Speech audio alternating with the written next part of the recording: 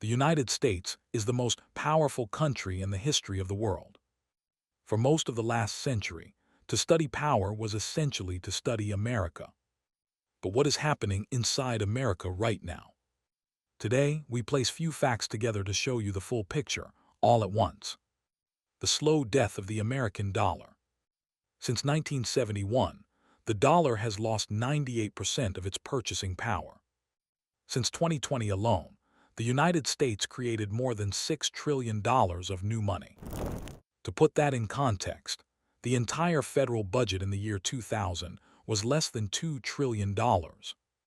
America printed 3 times that amount in 5 years. The dollar has not collapsed. It remains the world's dominant reserve currency. But a currency that has lost 98% of its real value over 50 years and is being created at an accelerating rate is not a currency that is functioning as a stable store of value. It is being slowly diluted, and the dilution is accelerating. The military is running dry. The United States maintains more than 750 military bases across 80 countries. Its annual military budget is $850 billion, more than the next 10 countries on Earth combined. It is simultaneously countering China, countering Russia, and fighting in the Middle East.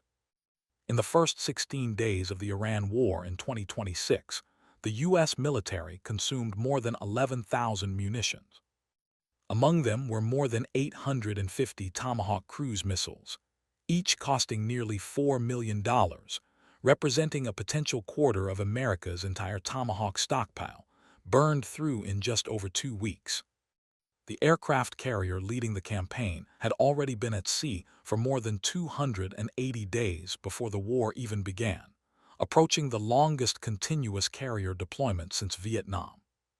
A fire broke out on board in March, destroying the sleeping quarters of more than 600 sailors.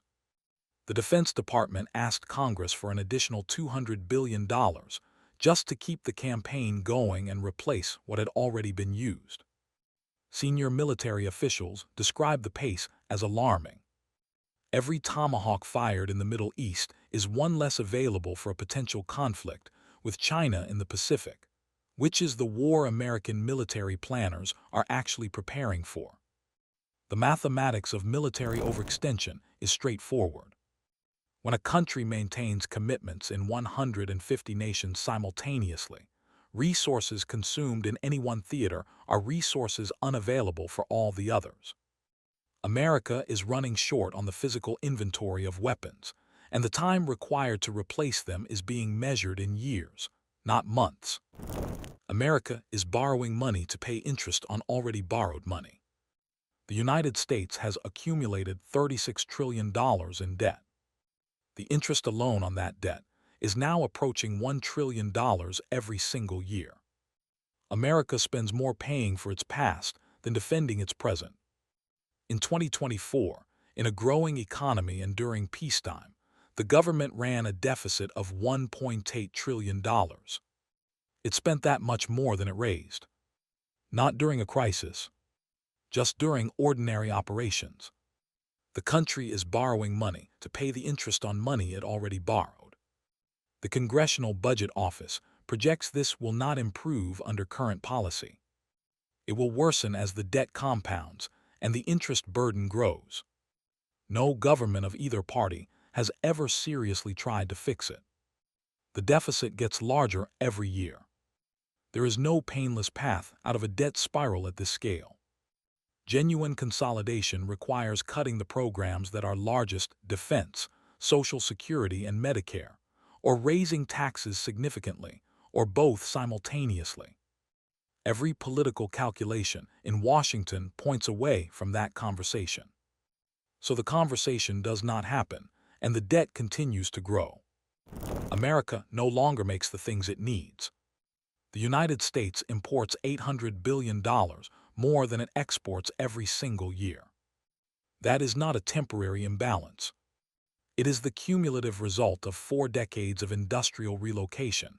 Manufacturing moved to China, India, Mexico, and Vietnam, where labor was cheaper and production costs were lower.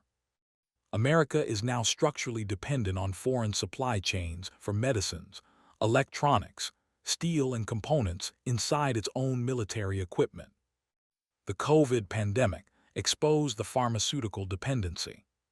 The 2021 semiconductor shortage exposed the electronics dependency, disrupting American car manufacturing and defense production simultaneously.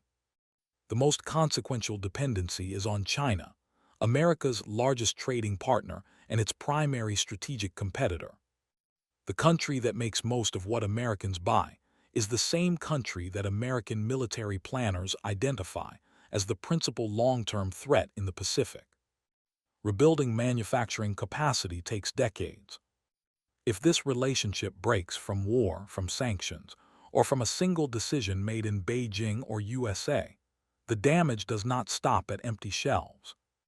It hits hospitals, it hits the military, and it hits the entire American economy at the same time. The internal architecture is failing. Trust in American institutions like the federal government, the courts, the media, the financial system, is at or near historic lows across every demographic group, every political affiliation, and every age cohort measured. Drug overdoses kill more than 100,000 Americans every year. That exceeds total U.S. combat deaths in Vietnam every single year, with no trend toward resolution. The fertility rate has been below replacement level for more than a decade. Political dysfunction has produced a government that regularly cannot agree on a budget and whose foreign policy positions can reverse entirely between administrations. The practical consequence is a country that can identify its problems with great clarity, but cannot build the political consensus to address them. Infrastructure deteriorates. Drug deaths accumulate. The national debt compounds. Each problem is well understood, but none of them are getting solved. The vulnerabilities most people cannot see. The FIMA repo facility allows any foreign central bank to bring U.S. Treasury bonds to the Federal Reserve and exchange them for dollars on demand. It is a pawn shop for sovereign nations, operated by the American Central Bank. It was created as a temporary emergency measure in March 2020 and quietly made permanent in July 2021, with no public vote and no congressional debate. Japan kept its interest rates near zero for decades. This meant investors could borrow Japanese yen for almost nothing, convert it into dollars, and buy U.S. Treasury bonds. Trillions of dollars flowed into American debt this way. Then in 2025, Japan raised its rates. Suddenly, Japanese investors had a reason to bring their money home. That flow of capital into American bonds began reversing. At the exact moment, America needed to borrow more money than at any point in its history. In 2025, a huge amount of loans on business buildings had to be paid back, almost $1 trillion.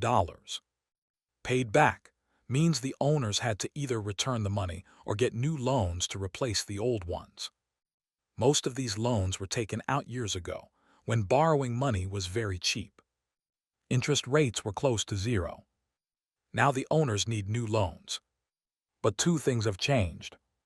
Borrowing now costs a lot more, and the buildings are worth a lot less.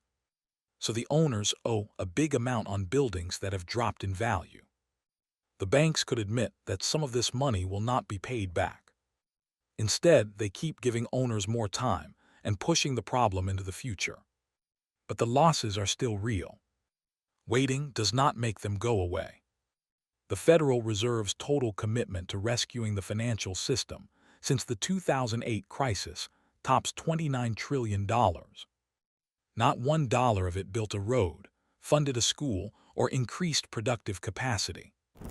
America is trapped in a war with no good exit. The Strait of Hormuz is 54 kilometers wide at its narrowest point. 1/5 of all the oil and liquefied natural gas consumed on Earth passes through its 2 shipping lanes every day. Iran does not need a functioning navy to close those lanes.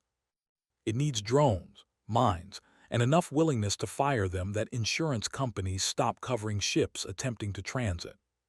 Before the war, Iran was estimated to possess approximately 50,000 drones with a range of 1,500 kilometers.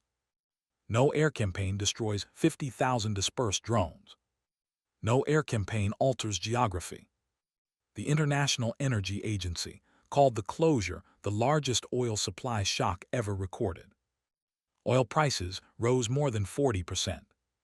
European gas prices rose more than 70%. Three options remain for the United States. Negotiate while Iran holds the leverage, which means Iran sets the terms. Continue the air campaign while the economy deteriorates and munitions thin, which means doing nothing while things get worse. Or launch a ground campaign into a country 4 times the size of Iraq, protected by mountain ranges that have repelled invasions for thousands of years. None of these are good options. This is what overextension looks like in practice. Not a single defeat. A situation where every choice available is worse than the others, where resources are consumed faster than they can be replaced, and where a war started on a miscalculation cannot be cleanly ended. So what do these facts mean together? What is rarely done is to place all these facts together and ask what they add up to. They add up to the decline of a power living on borrowed strength, borrowed money, and borrowed time. A decline not by sudden collapse, but by the slow hollowing out of every foundation at once. An empire consuming its own foundations faster than it can rebuild them. The United States remains the most powerful country on Earth. Its military, its currency, its technology sector, and its institutions are still formidable. The question is not whether America can afford to ignore them. The question is how much time is left before it no longer has the choice.